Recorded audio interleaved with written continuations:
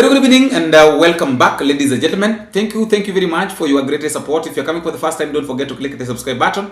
If it's your second time, your third time, and you've not subscribed, please subscribe. Because by subscribing, by liking, or by sharing this video is going to reach a lot of people. And I really appreciate you for what you've done, what you're doing, and what you'll continue to do. Remember, our target is to hit 15,000 before the end of this month, so that by next month we start something different. But I really appreciate you guys for what you've been doing. What you're doing is amazing. Now, a lot of people are asking this question, which is going to make our topic of discussion. That why would Kenyan former Deputy President Rigathi Gachagua decide to abruptly end his US Diasporas tour? That is the question that a lot of people are asking. This tour, remember, started on 9th July, that is this year. And it was supposed to take a very long time, as far as I'm concerned. But then, Rigathi Gachagua gave a leakage. Actually, Rigathi Gachagua said this, that I had a successful and fulfilling visit to the United States of America with serious engagements with Kenya in their diaspora. I regret being unable to visit the scheduled remaining states since I need to get back home to join our party, DCP party, in preparation for the upcoming by-election in various parts of our country. I am sorry to cut my trips short. My profound apologies to the organizers and Kenyans whom I were to meet. The same has been rescheduled to early next year. I have taken a few days to rest before heading home, and as promised, my itinerary will be made public. I thank the Kenyans in the States for the love, warmth, and hospitality they accorded to us. I salute the organizers and officials of the DCP chapters for the superb planning, organizations, and meticulous coordination. You are simply the best. God bless you all. God bless Kenya.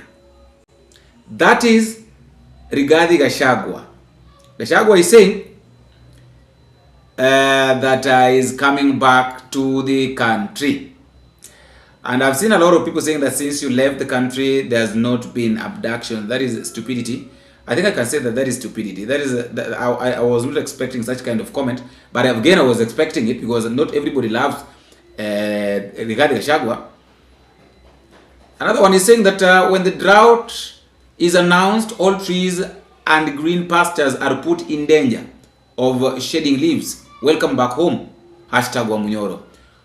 When are you coming home, Excellency Rigathi Gachagua? We are ready to welcome you back home as a king. Harambee Stars need you in the country to score more goals. Welcome back. I want to confirm between you and MURKOMEN, who is fooling who, and Kenyans at large. Okay, those are just very few comments that people gave after him posting on his Facebook account that is coming back to the country. But now, I want us to go back to the reasons why Rigathi Gachagua decided to end his abrupt meeting or abrupt visit to United States of America and come back to the country. Number one, remember there is a by-election that is going on. In fact, yes, I'm just going to take all the point that I'm going to talk about. I'm just going to take them from his statement, from that statement that he wrote on Facebook. Number one, we have got a by-election that is going to happen all over the country. Remember that there are parts of the country, there are some constituencies which do not have the members of parliament, the MCAs. Some died, some went to the parliament. So not really went to the parliament, but some were impeached, some were promoted. So it's going to be it's going to make it easy for the DCP party also to show what it has. In as much as MURKOMEN is really tried to threaten Rigathi Gachagua, but is coming back. So when you try to look at the issue of by-election, and by-election, I want to talk about three things under this issue of the by-election or the political trigger. Number one, we have got the central reason of return. Number two, we have got there's this issue of the political urgency of getting up months in advance campaign. And then the last one, to emphasize the importance of being physically present on the ground, especially as a prominent party figure. We start with the issue of central reason. Central reason, this is the thing. Remember, the return home of Rigathi Gachagua is to prepare for the by-election. And the by-election is going to happen in November, that is 27th November this year. Here we have got a lot of parties, but more specifically, Rigathi Gachagua is focused only on one party, that is UDA.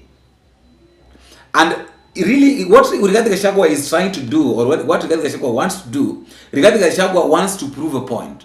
Rigathi Gachagua wants to tell William Ruto, together with his allies, that in as much as you impeached me, you can't win any election in Western.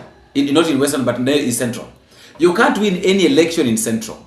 So coming back of Rigathi Gachagua is to gear up, or to speed up the issue, to the issue of campaign, mobilizing support, and planning the logistics. There are some of the things that you can't plan while away. You have to plan them while in. So, and Rigathi Gachagua is somebody who knows how to mobilize. So he can use that that thing of mobilization to make people want to elect somebody that is in DCP. They want to give, the people might be in need of giving him, trying him, tell him that, okay, we want to try your party. We want to see what your party got. And I've told you that what Rigathi Gachagua is fighting is how to prove a point to William Ruto that, boss, you can't win any election as far as, or as long as DCP party is also vying in that place. Number two, we have got this issue of diasporas engagement and also political strategy.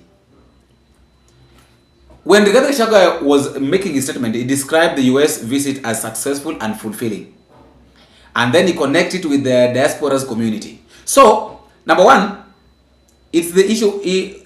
Number one is the issue of Rigathi Gachagua describing US visit successful and fulfilling. Number two, and then you're also talking about connecting with diasporas community. So, in other words, Rigathi Gachagua is trying to say that in as much as maybe I didn't finish, in as much as I didn't visit all those places that I was supposed to visit, but my mission was successful. I accomplished my mission. Even though a lot of people, these people were saying that Rigathi Gachagua went to incite, the United States of America, to arrest William Ruto, accuse him of, blackmail, blah, blah, a lot of things. But that is not the main reason why Rigathi Gachagua went there. Maybe he just went for his visit, but as a politician, you can't keep quiet. You can't be silent. Huwezi ukanyamaza unaona watu wananyanyasa wewe mwenyewe unanyamaza and you are in a position of helping. So that is what Rigathi Gachagua was doing. And then some people might be asking, then why not finish your tour? Why not finish his tour? Now, the reasons why Rigathi Gachagua could not finish his tour, according to my understanding, is that Rigathi Gachagua prioritized this election, this political battle, more than that visit. I repeat, why he could not finish is because, remember, we are in August, and then we are August, September, October, November. We still have 3 months. Within these 3 months, a lot of things can happen. So if Rigathi Gachagua continues to stay to the United States of America up to the end of August, he will only have something like one or so months to campaign for his people. And remember, he must be moving all over the country. Because he wants to make, remember, his target is to make the DCP party popular. So he must move all over the country. He can't just sit somewhere and say that now DCP party should go viral, should go all over the country, and he's doing nothing. He must show Kenyans, he must show people that he's serious about this party. He must prove that he's serious about this party having position, taking lead coming 2027. Another one is timing and public perception. One thing I believe, or one thing I'm trying to think, is that Rigathi Gachagua was just waiting for the IBC to mention or to say when they are setting these by-elections. So he just went there to buy time, to listen to another one.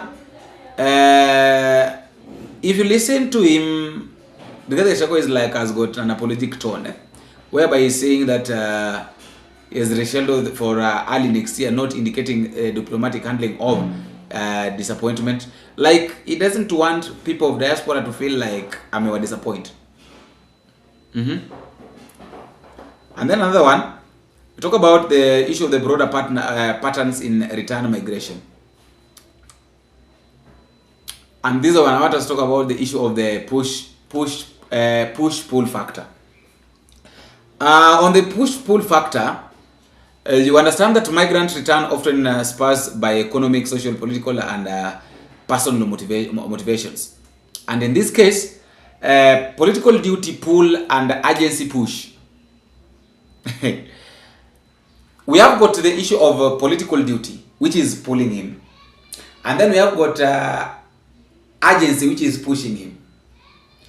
You have to be there politically. Now, the poll is here. You have to be, like you are the party leader. You have to be here. And then the push is, this issue is also urgent. I have to be there. I have to present myself for these people to know that I'm alive, that I'm serious. And then now we also have the issue of institutional responsibilities and party expectations. As a party leader, you are expected to be present in any place at any given point. So you can't miss out. Whenever things are happening in the party that needs your attention, you have to neglect or you have to ignore whatever you've been doing and come back. And remember, as a former deputy president, Rigathi Gachagua holds sway within his party. And party leaders likely expect his visible presence. You can't expect in such a situation or in such a scenario whereby you're going to have a by-election to leave Cleophas Malala to run the party. No. Rigathi Gachagua needs to be there. Okay, so as I wind up, before I leave you with the comment section to tell me what you think, I've been thinking of this. Murkomen tried to threaten Rigathi Gachagua by telling Gachagua that immediately you land in this country, it is either you record a statement or we take you to a mental health hospital. I saw another man who sat where you are sitting the other day, desperate in our country, talking about issues of insecurity as though it's a joke, to the extent that he's talking about, he thinks that he's going to parade issues of terrorism in America for him to get votes. Your Excellency, we want to say without fear of contradiction, because he has said he has information and he knows and he has an agent who is sitting in meetings with Al-Shabaab. As soon as he lands in Kenya, he must record a statement to tell us exactly which meetings he's doing with terrorists. This country, you know, we have joked for far too long. Lakini na mtu kumbavu kama hiyo alipataje kukaa kiti kama hicho wewe? You know? It is just unbelievable. And so we are saying that we must carry ourselves with the responsibility that deserves if you are holding a public office. Sasa kwanza mtu anaongea namna hiyo atakuwa rais ya mji yote. Huyo mtu atakuwa rais alishinda. And I think that it's no longer a joke. Who the deputy president, former deputy president is at the moment is no longer a joke. Most of you share TikTok posts of his messages and so forth. You are actually the ones who are encouraging a person who is unwell to continue saying more things that are going to hurt our country. Because it's like you have a problem with your brain. Do you really think this is the best way to handle this matter, or Murkomen is daydreaming? And to my surprise, imagine RUTO has not even said anything concerning this. So who is lying to who? Who is lying to who? Before I give you a chance, let me ask you this question. I want you to tell me at the comment section that will the shift pay off when ballots fall in 2020 in November? Will all these drama, all these things that we are seeing, the shift, not finishing your trip in the United States of America, coming back to the country, you know, starting abusing, insulting, and pushing the government, saying that you are the new opposition, will it really pay? If it will, then we shall see. If it won't, we will also see. But then, let me also know what to think at the comment section concerning that issue of regarding GACHAGUA coming back to the country.